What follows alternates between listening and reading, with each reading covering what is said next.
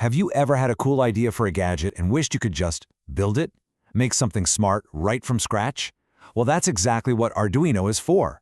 Today, we're not just going to talk about theory, we're going to get our hands dirty and build 3 amazing projects that will seriously level up your skills. Ready? Let's do this. And hey, that's a promise. We're going on a little journey here, from being a newcomer to becoming a creator. By the time we're done, you won't just know the ideas, you'll have the actual skills to go out and build your own stuff. So let's kick things off. Okay, let's be real. When you first look at an Arduino board, it can be a little overwhelming, right? All those pins, weird components, and then there's the code. I totally felt that way my first time. But there's a really simple way to think about your first step. You know how anyone learning to code starts with printing Hello World? It's like the classic rite of passage. Well, in electronics, we have our own Hello World. It's making a tiny light blink. I know, it sounds super simple, but mastering this one little thing is the key that unlocks pretty much everything else. So what even is an Arduino? Honestly, the best way to think about it is as the brain of your project. You write some code, which are just instructions, and the Arduino takes those instructions and makes things happen in the real world. Blinking a light, reading a sensor, spinning a motor, you name it. It's that magic bridge between your idea and a physical thing you can hold.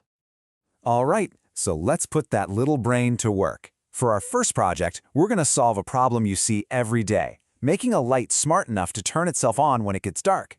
We're building our very own automatic streetlight. And that leads us to the big question, right? How does a circuit get eyes? How can it possibly know the difference between daytime and nighttime without us flipping a switch? The secret is a really cool little component. And here it is. This is our solution, the LDR, which stands for Light Dependent Resistor. Now think of electrical resistance as a dam holding back the flow of electricity. The LDR is like a magic dam that automatically gets smaller when light hits it and grows taller when it's dark. And the logic is just so cool and simple. When it's bright outside, the LDR's resistance drops way down, letting electricity flow easily.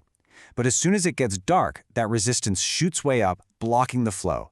It's this change that we're going to teach our Arduino to watch for.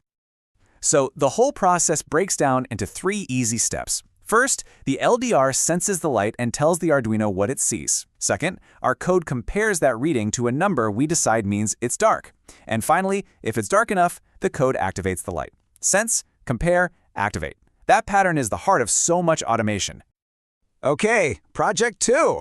For this one, we're giving our Arduino a genuine superpower. Forget sight, we're going to teach it to see the world using sound, kind of like Batman's sonar. So, is it really possible? Can we make our little project measure the distance to a wall or your hand without ever touching it? You bet we can. And we do it with a gadget that works just like a bat hunting for insects. So meet the ultrasonic sensor. It's got 2 parts that look like little eyes. The first one is called trig, for trigger. Think of this as the mouth. On command, it lets out a tiny ping of sound that's at such a high frequency we can't even hear it. And the other part is the echo pin. This is the ear. As soon as that ping goes out, the echo pin starts listening. It's waiting for the sound to travel, hit an object, and bounce all the way back. The Arduino is like a super precise stopwatch, measuring exactly how long that round trip took. So, how do we turn that time into a distance? It's just some simple physics. We already know the speed of sound, so all our code has to do is take the time it measured and multiply it by that speed. And just like that, boom, we have an accurate distance. This is a game changer for any project that needs to navigate the world. All right, on to our final project. This one is all about pure control, timing, and sequence. And trust me, there is something so satisfying about building a perfect looping system from scratch. So we're going to build our own little traffic light. But wait, before we even plug anything in, here is the absolute #1 most important rule when you're using LEDs. You have to use a resistor with it. It limits the electricity so you don't overwhelm the little LED. If you forget it, you'll get a sad little pop and a burnt-out light. Seriously, this little step will save you so much frustration. The code for this is basically just a recipe. We're giving the Arduino a step-by-step list of commands. Turn the red light on. Now wait 5 seconds. Okay, good.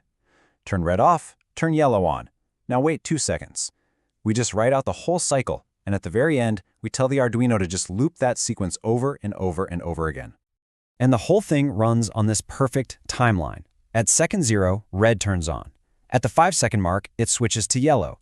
Then at 7 seconds, green gets its turn. The whole cycle takes 12 seconds, and then it just starts right back at the beginning, perfectly every single time. What we've just built here demonstrates one of the most powerful ideas in all of programming and automation: sequential control logic. It's just a fancy way of saying you're making things happen in a specific order for a specific amount of time. Once you get this, and you do, you can automate almost anything. Think washing machines, factory robots. It all comes down to this. And just like that, you've done it. You've gone through all 3 projects. You've made something that can sense the world, that can measure its surroundings, and that can control a precise sequence. You've seriously unlocked some new powers here.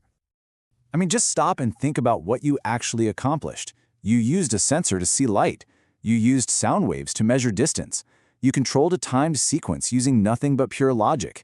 And the biggest one of all, you learned how to take lines of code on a screen and turn them into real action in the physical world. And I want you to remember this. None of what we did was some kind of complicated magic. It was just simple parts and clear logic, put together in a smart way.